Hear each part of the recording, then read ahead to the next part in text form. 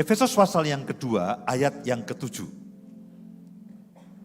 Sudah berkali-kali saya sampaikan akan ayat ini, karena ini ayat yang akan menjadi dasar seri khotbah mengenai kasih karunia. Saya berharap semakin banyak dibaca, semakin sering dibaca, tiba-tiba klik dan saudara akan diremakan, saudara akan diwahyukan, dan itu akan menjadi mutiara dalam kehidupan saudara, karena firman itu akan diwahyukan dan menjadi rema dalam kehidupan saya dan saudara.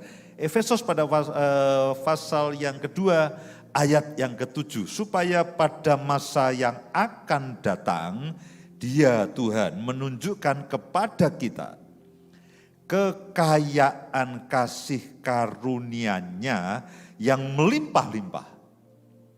Kekayaan kasih karunia-Nya yang melimpah-limpah. Jenis-jenis kasih karunia. Ada kasih karunia yang diperlukan saudara untuk menggenapi rencana Allah.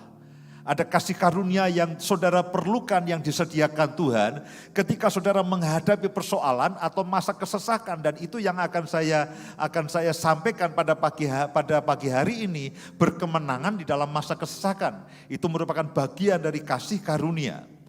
Dikatakan bahwa supaya kepada kita kekayaan kasih karunia ragam daripada kasih karunia.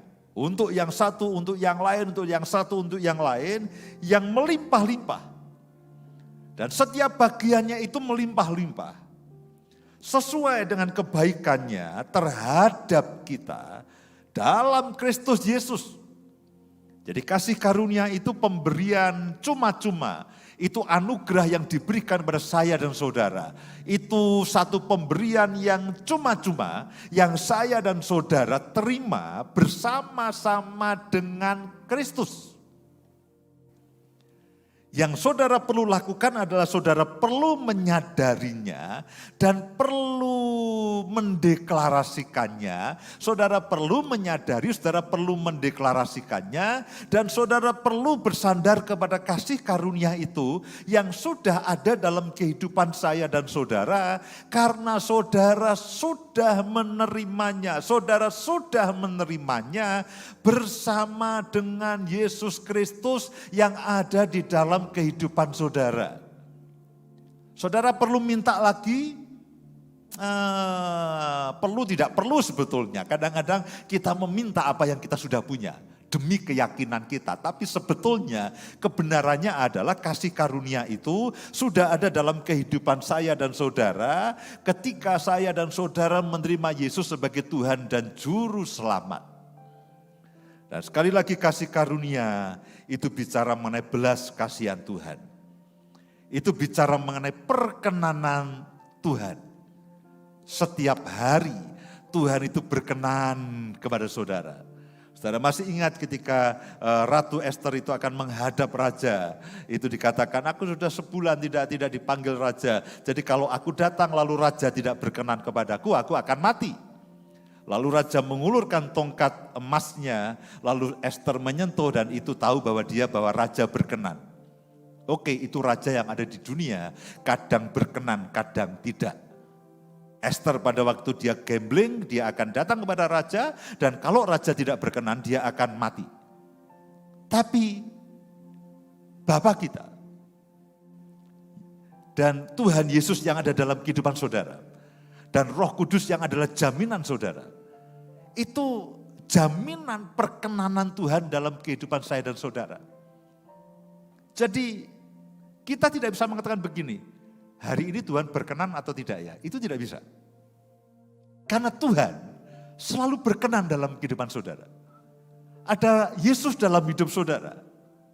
Dia tidak melihat bagaimana bobroknya saudara dan saya. Dia tidak melihat bagaimana kacaunya hidup kita. Tapi dia melihat Yesus yang ada dalam kehidupan saudara. Dia berkenan kepada anaknya yang sudah menyucikan kita dari semua dosa. Dia berkenan kepada anaknya yang sudah terus berdoa bagi kita. Jadi dia melihat Yesus yang ada dalam kehidupan kita. Dia melihat Roh Kudus, karena itulah kasih karunia itu kita terima bersama dengan Yesus. Itu bicara mengenai belas kasihan, itu bicara mengenai hadirat Tuhan, bicara mengenai kehadiran Tuhan dalam kehidupan saya dan saudara. Kasih karunia itu berbicara mengenai kuasa Tuhan yang terus bekerja, kekuatan ilahi Tuhan yang menolong saudara dan saya. Kuasa, kekuatan, kegiatan Tuhan yang terus menyertai saya dan saudara dalam kehidupan sehari-hari.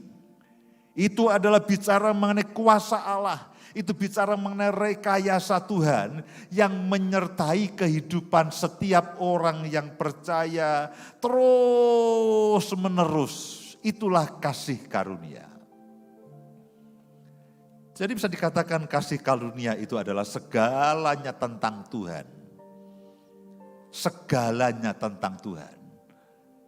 Yang diberikan kepada saudara secara berlimpah-limpah yang akan menyertai saudara dalam peran hidup saudara sebagai apapun.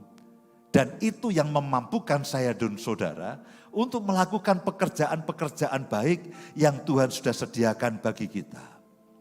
Sebagai seorang suami, engkau perlu kasih karunia yang berlimpah-limpah untuk engkau mengasihi istrimu, engkau melayani istrimu, engkau bersikap bijaksana kepada istrimu. Sebagai seorang istri engkau juga perlu kasih karunia yang berlimpah-limpah. Engkau menghormati dia, engkau tunduk kepadanya, engkau melayani dia. Sebagai orang tua engkau perlu kasih karunia yang berlimpah-limpah menghadapi anak-anak zaman sekarang. Engkau perlu hikmat, engkau perlu kesabaran, engkau perlu kasih, engkau perlu kemampuan ilahi. Pak, bagaimana cara saya mengasihi dan sekaligus mendidik anak saya. Saudara perlu kasih karunia yang berlimpah-limpah supaya saudara tidak menjadi marah dan anak saudara tidak menjadi pahit.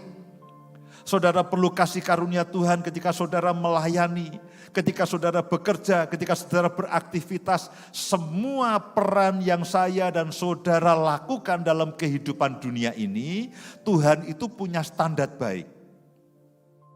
Alkitab mengatakan itu dilakukan untuk memperlengkapi saudara supaya melakukan hal-hal yang baik yang Tuhan sudah sediakan bagi saudara dan saya. Minggu depan saya akan bicara mengenai kasih karunia, tanggung jawab, dan rencana Tuhan.